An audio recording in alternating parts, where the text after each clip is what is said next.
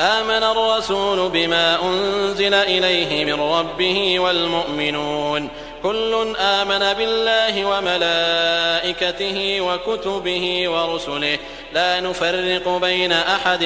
من رسله وقالوا سمعنا وأطعنا غفرانك ربنا وإليك المصير. لا يكلف الله نفسا إلا وسعها لها ما كسبت وعليها ما اكتسبت ربنا لا تؤاخذنا إن نسينا أو أخطأنا ربنا ولا تحمل علينا إصرا كما حملته على الذين من قبلنا ربنا ولا تحملنا ما لا طاقة لنا به واعف عنا واغفر لنا وارحمنا أنت مولانا فانصرنا على القوم الكافرين.